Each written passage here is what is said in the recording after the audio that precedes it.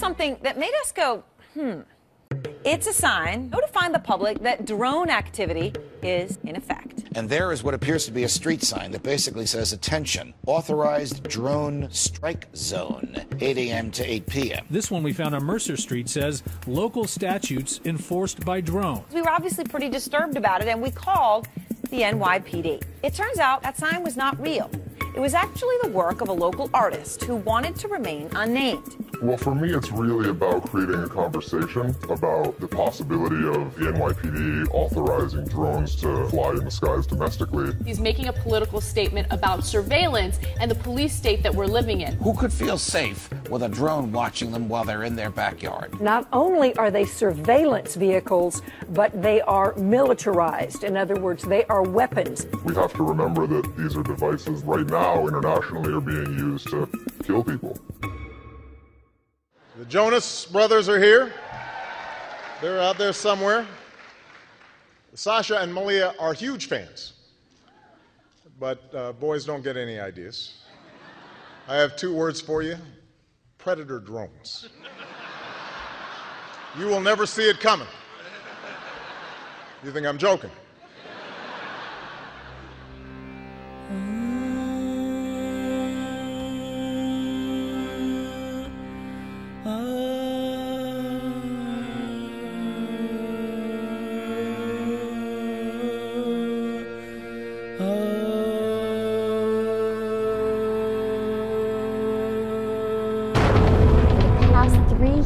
The Obama administration has carried out at least 239 covert drone strikes, more than 5 times the 44 approved under George W. Bush's administration.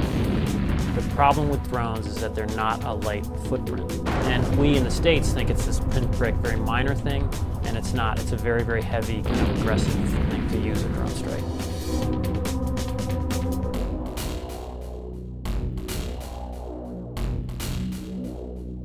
It was in Yemen where President Obama ordered the death of Anwar al-Awlaki, who, as I mentioned to the president, was a U.S. citizen and yet was never afforded trial. The president also ordered a drone strike that killed al-Awlaki's 16-year-old son, Abdul Rahman al-Awlaki. That 16-year-old, also a U.S. citizen.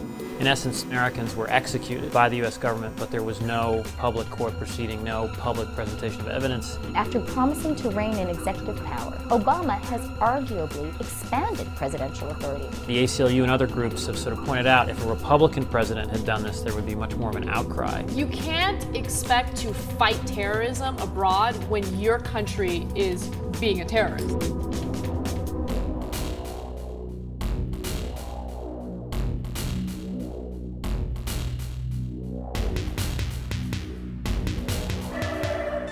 Unmanned drones that can tase or shoot a person from the sky and can even launch a grenade. Is this the next phase of the police state, where cops can play video games with our civil liberties and with our lives? They are used in war zones for surveillance and military strikes, but there are plans to deploy drones in the Big Apple. The Montgomery County Sheriff's Office is getting a drone.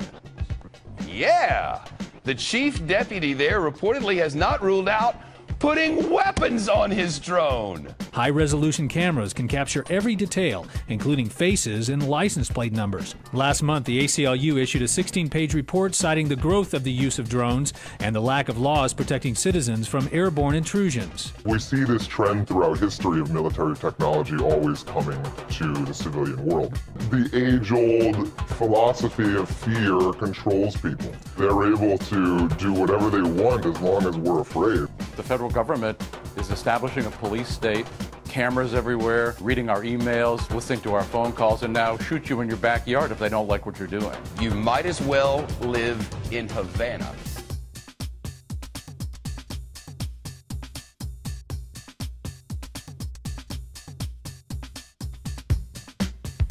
We've obviously seen a little bit of press in the last year due to street signs that I was involved with about the NYPD authorizing drones to fly in the skies domestically. I think we should be talking about whether that's technology we want to bring to this country. Well, a New York artist has just been arrested for a series of posters he designed. This was something that actually got forensic teams and counterterrorist officials involved. They finally found out who he was, and he did get arrested for this. According to the New Yorker, those bogus NYPD warning signs were put up by a former Iraq war veteran who operated Army drones during the war and objects to their use by civilian police.